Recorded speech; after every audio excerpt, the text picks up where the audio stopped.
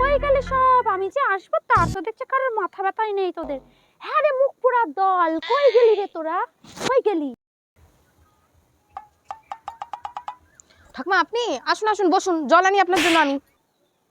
যা যা দেনি জলটা নিয়ে আয়, গলা শুকিয়ে একেবারে কাঠ হয়ে গেল আমার। ঠাকুমা জল খান।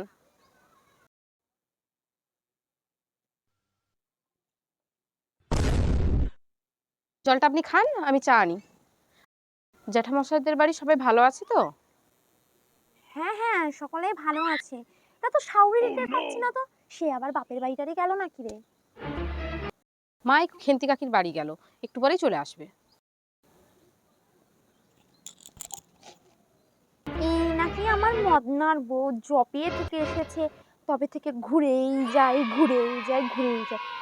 যেমন হয়েছে বউ তেমন আমার মদনাকেও ঘুরিয়েই যায় ঘুরিয়ে যায়, বউয়ের কথায় ওঠে আর বসে ওঠে আর বসে। জানিস না তো মায়ের আঁচল ধরা ছেলে ছিল আমার, কিন্তু যবে থেকে বউটা এসেছে তবে একেবারে হাতের মুঠোই করে রেখেছে। আর বলিস নে, দেখলে না গাটা জ্বলিয়ে যায়। মদনাও হয়েছে সেরকম বোকার মরণ একটা। ঠাকুমা আপনি যাই বলেন না কেন, বাবা কিন্তু একদম দাদুর মতোই হয়েছে। দাদু যেমন আপনার কথায় ওঠে আর বসে, সেই রকমই তো হয়েছে। মানে হচ্ছে কি, আপনার সঙ্গ দেয়। আপনি যাই বলেন না কেন, আপনি বসুন, আমি আপনার জন্য চা নিয়ে আসি। বাবা গো পচার বউয়ের থেকে যে খুব চোপা, ঠিক শাশুড়ির মতো। হ্যাঁ হ্যাঁ যাও তো বাবু, দেখি চা আনো যাও। ঠাকুমা চালিন।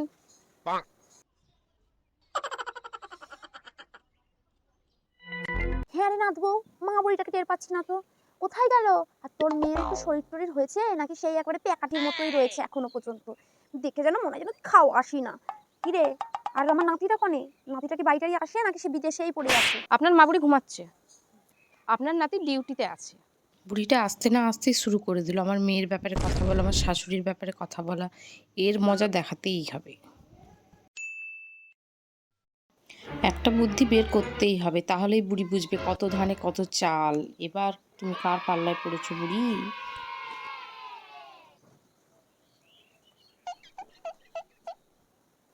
কি রে নাথ বউ, তুই আবার কি ভাবছিস রে? ভাবছি না, ভাবছি আমার মেয়ে উঠলে আপনার সাথে একটু খেলতে পাঠাবো। আমি কি পারবো? বুড়ো মানুষ এখন, আমার হাড়গোড় কি আর আগের মতো আছে বল? তবে তোর মেয়ের যা শরীর, আমি ঠিক পারবো, আমি ঠিক পারবো। তোর মেয়ে উঠলে আমায় ডাকিস, আমি নিয়ে যাবো বিকাল বেলা মাঠে খেলা করাতে। হ্যাঁ এখন যাই যাই, আমি একটু কোমরটাতে সোজা করি গে। নিন ঠাকুমা, আমার মেয়েকে নিয়ে যান। মা বল। আয় আয় রে নি আয়, কি শরীরটাই না করেছিস। কি রে নাচবো, তোর মেয়েকে কি খেতে দিস না?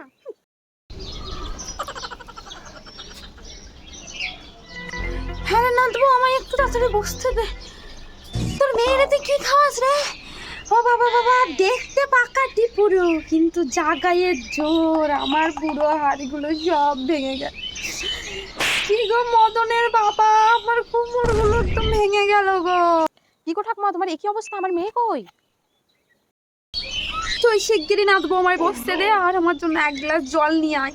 আর তোর মেয়ের আমি মদনের সাথে রাস্তায় দেখা হয়েছিল, আমি তারে দিয়ে দিয়েছি, আমি নিয়ে আসতে আর বাড়ি পারলুম না।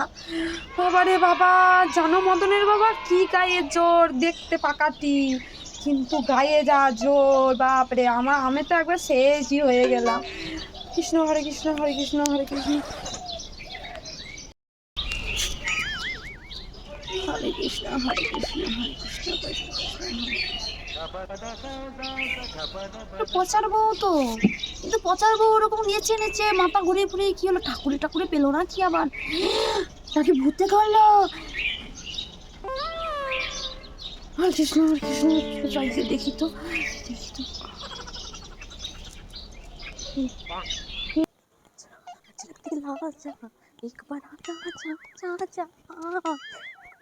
নিশ্চয়ই বুড়ি দেখছে, এবার তো মজা পাবে বুড়ি।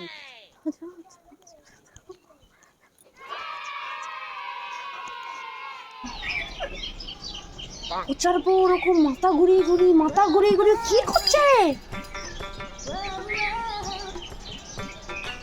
পচার বউ কি পাগল টাগল হয়ে গেল নাকি পচার বউ ভূতে ধরলো?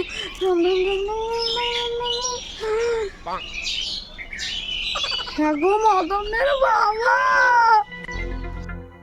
রাম রাম রাম রাম রাম হে প্রভু।